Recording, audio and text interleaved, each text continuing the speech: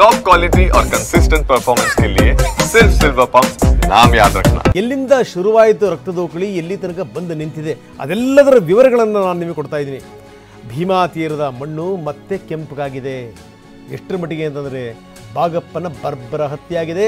10 ಕೇಸ್ಗಳನ್ನು ಎದುರಿಸ್ತಾ ಇದ್ದ ಬಾಗಪ್ಪ ಈ ಕಡೆ ಭಾಗದ ಕುಖ್ಯಾತ ರೌಡಿ ಒಂದ ಎರಡ ಈತನ ಮೇಲೆ ಕೇಸಿರೋದು. ಎಲ್ಲಿಂದ ಎಲ್ಲಿ ತನಕ ಬಂದು ನಿಂತ ಬಾಗಪ್ಪ. ಚಂದಪ್ಪ ಹರಿಜನನ ಪಕ್ಕಾ ಶಿಷ್ಯ ಬಾಗಪ್ಪನ ಅಂತ್ಯದ ಕಥೆ ಇದು. ಎಷ್ಟರ ಮಟ್ಟಿಗೆ ಬಂದು ಒದ್ರು ಅಂತಂತಂದರೆ ಮುಖ ಕೈ ಅಂತೂ ಕತ್ತರಿಸಿ ಬಿದ್ದಿತ್ತು. ಕಣ್ಣೆದರೆ ನೋಡ್ತಿದ್ದಂಗೆ ಜನರ ಎದುರುಗಡೆನೇ ಇದನ್ನು ಕೊಲೆ ಮಾಡಲಾಗಿದೆ. ಚಂದಪ್ಪ ಅಲ್ಲಿ ಸತ್ತು ಹೋಗ್ತಾನೆ. ಅದಾದಮೇಲೆ ಈ ಬಾಗಪ್ಪ ಮಾಡಿದ್ದೇನು ಕಥೆ?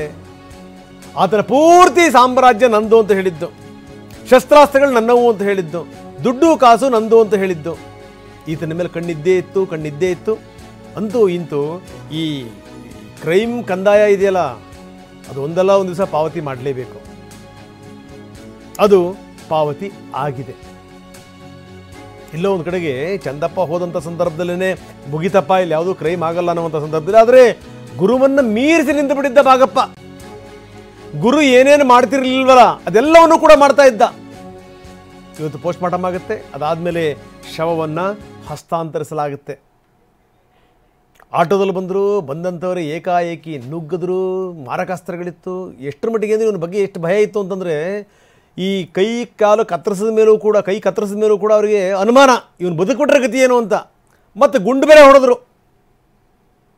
ಇದೇನು ಹೊಸದಲ್ಲ. ಒಂದು ಸರಿ ಈತನನ್ನು ಕರ್ಕೊಂಬಂದು ಕೋರ್ಟಿಗೆ ಸಬ್ಮಿಟ್ ಮಾಡ್ತಿರುವಂಥ ಸಂದರ್ಭದಲ್ಲಿ ಈತನ ಮೇಲೆ ಗುಂಡಿನ ದಾಳಿ ಆಗಿರುತ್ತೆ. ಬರೋಬ್ಬರಿ 5 ಗುಂಡುಗಳು ಇವನ ದೇಹ ಹೋಗಿರ್ತವೆ.